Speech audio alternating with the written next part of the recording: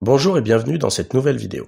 Cette vidéo ne va pas traiter simplement de l'ajout d'une nouvelle technique, mais en réalité de 5 sujets importants, donc très importants et c'est pour ça que je le dis en début de vidéo. N'hésitez pas à vous reporter au timecode inscrit sous la vidéo pour être sûr de ne rater aucune information.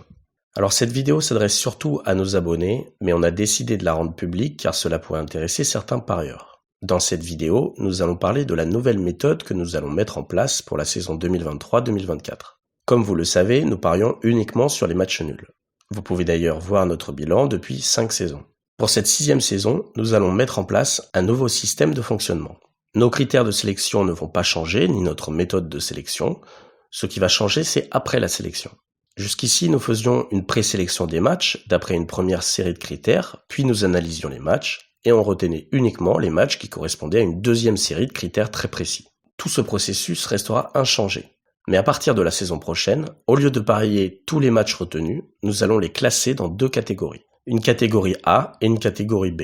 Alors quelle est la différence entre ces 2 catégories ? La catégorie A est tout simplement la catégorie où on attend le meilleur taux de réussite. La catégorie B est une catégorie où les résultats devraient être assez classiques à ce que nous avons depuis 5 saisons. Il y aura une différence de critères entre la catégorie A et la catégorie B. Ce n'est pas simplement une sorte d'indice de confiance. La confiance n'est d'ailleurs pas un critère que nous utilisons et c'est encore moins ce qui orientera un match vers une de ces 2 catégories. Ce sont d'autres critères bien précis qui départageront si un match retenu va dans la catégorie A ou B. Évidemment, nous allons garder ces critères secrets, mais on va vous en dévoiler un pour que vous ayez une idée concrète de l'intérêt d'avoir 2 catégories.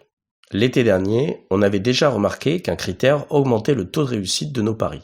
Mais on trouvait que c'était un peu tôt pour l'intégrer pleinement à nos autres critères. Cette saison, ce sera l'un des critères qui détermine si un pari doit être placé dans la catégorie A ou la catégorie B. C'est le critère de la cote du match nul. En effet, sur les 5 dernières saisons, si on dissocie les paris dont la cote était inférieure à 3,51 des paris ayant une cote supérieure ou égale à 3,51, on obtient un bilan très différent de notre bilan officiel. Dans cette colonne, vous avez tous les paris pris où le nul était inférieur à 3,51. Donc c'est-à-dire à partir de 3,50 et notre cote la plus faible, je crois que c'était 2,95. Et dans cette colonne, tous les paris où le nul était égal ou supérieur à 3,51. Là encore, notre cote la plus élevée était de 4,54. Voici donc ce que cela donne en termes d'unités de gain. On remarque que cela fait une différence de 227 unités après 5 saisons. Moins 84 unités pour les paris ayant une cote du match nul inférieure à 3,51 et plus 143 unités pour les paris ayant une cote supérieure ou égale à 3,51. Et cette saison, la différence est encore creusée avec 17 unités d'écart puisque les paris ayant une cote supérieure ou égale à 3,51 auraient généré 8,5 unités contre moins 8 unités et demie pour les paris ayant une cote inférieure à 3,51. On peut considérer qu'après 1600 paris d'historique, ces résultats sont plutôt significatifs. Vous avez donc un des critères qui déterminera si un pari retenu est placé dans la catégorie A ou la catégorie B. Mais encore une fois, il y aura d'autres critères qui viendront s'ajouter à ce critère. Maintenant, je vais expliquer pourquoi il y a un véritable intérêt à créer ces 2 catégories. Lorsqu'on analyse un match, c'est rare qu'un match corresponde à 100% à nos critères. Moins de 20% des matchs joués, je dirais. Dans un match, il y a toujours des éléments qui ne correspondent pas parfaitement à nos critères. Mais pour sélectionner un match, il faut qu'un minimum de critères soient respectés. Mais parfois, on peut faire de légères concessions pour prendre un match car on a un bon pressentiment. Et on reste des humains, il est toujours très dur d'écarter un pari pour un critère qui n'est pas totalement respecté. Je ne sais pas pour vous, mais pour nous, il est plus douloureux d'écarter un match gagnant que de prendre un match perdant. Et c'est là que le système de catégories va prendre tout son intérêt. Le fait d'avoir 2 catégories différentes va nous servir de garde-fou. C'est-à-dire qu'avec ce système, nous aurons la certitude que la catégorie A sera composée uniquement des matchs que l'on juge parfaits. Et la catégorie B sera une catégorie de rattrapage avec des matchs qui correspondent en grande partie, mais sans que tous les critères soient réunis. Pour vous donner un exemple, c'est un peu comme si un match correspondait parfaitement à nos critères, mais que la cote du nul était à 3,50. Avec cet exemple, le match irait dans la catégorie B. Ici, l'exemple est un peu grossier, de ne pas sélectionner un match pour 0,01 de cotation, mais c'est pour que vous compreniez bien l'intérêt pour nous de créer 2 catégories. Avec ce système, on sera certain d'avoir une catégorie où on met toutes nos chances de notre côté pour dégager le meilleur taux de réussite. Personnellement, nous parierons cette année sur tous les matchs des 2 catégories, mais peut-être pas avec la même unité de mise. Mais si vous vous abonnez, vous pouvez très bien décider de ne jouer que les matchs de la catégorie A. Pour le bilan officiel, qui sera la continuité de nos 5 premières saisons, ce sera les matchs de la catégorie A qui feront office de bilan officiel. Et le bilan de la catégorie B sera un bilan indépendant, un peu comme nos paris long terme. On a backtesté ce système sur nos 3 dernières saisons et cela nous aurait fait gagner plus de 150 unités de gain. Après, on sait qu'il faut rester prudent avec les backtests, car les résultats passés ne préjugent pas toujours des résultats futurs. Mais on est très optimiste avec ce nouveau système de tri. Avant de passer aux 2 infos importantes dont je vous ai parlé en début de vidéo, si jamais vous êtes intéressé par nos pronostics match nul pour la prochaine saison, qui démarre bientôt, n'hésitez pas à cliquer sur le lien en description. Maintenant, on va vous parler brièvement d'un deuxième type de pari qu'on va instaurer en parallèle des matchs nuls. C'est la technique du double chance. Le pari double chance consiste tout simplement à parier le fait qu'une équipe ne perde pas. Ainsi, vous gagnez si l'équipe gagne ou si elle fait match nul. La difficulté de cette technique, c'est qu'il faut avoir un taux de réussite extrêmement élevé. Mais on a calculé la cote minime en dessous de laquelle on ne peut pas prendre le pari et on espère bien dégager quelques unités de plus avec ce type de pari.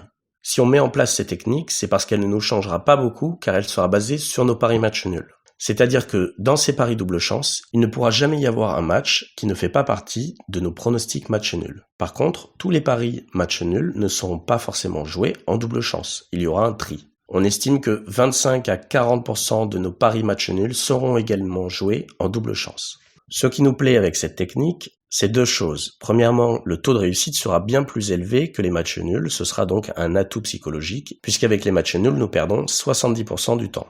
La deuxième chose qui nous plaît avec ce type de pari, c'est que les résultats de ce système seront décorrélés des pronostics match nuls. C'est-à-dire qu'on pourra très bien avoir un match nul perdant et gagner avec le pari double chance. Donc psychologiquement, ce sera un réel atout. On vous fera évidemment un bilan à la fin de la saison concernant ces pronostics double chance. Évidemment, ils feront partie de l'abonnement des matchs nuls, au même titre que les paris long terme. À ce propos, je vous affiche ici le bilan de nos paris long terme. On remarque que sur les 2 dernières saisons, nous avons dégagé une performance respective de 33% et 13% sur notre capital dédié aux paris long terme. On va finir cette vidéo avec 2 tableaux très encourageants. Ces 2 tableaux sont tirés de la chaîne YouTube Parieur Pro. Je remercie au passage David et Antoine qui font un super boulot à travers cette chaîne. Ces tableaux représentent des probabilités d'obtenir un nombre d'unités de gain par rapport à une cote. Ils sont calculés en partant du principe que vous êtes un parieur gagnant avec un roi long terme de 5%. On va d'abord étudier le tableau A, qui est calculé sur 1000 paris d'historique. Donc si vous êtes un parieur gagnant avec un roi de 5% et que vous pariez sur des cotes moyennes de 3,50, ce qui est notre cas, après 1000 paris, vous avez 6% de chance d'avoir perdu plus de 30 unités de gain.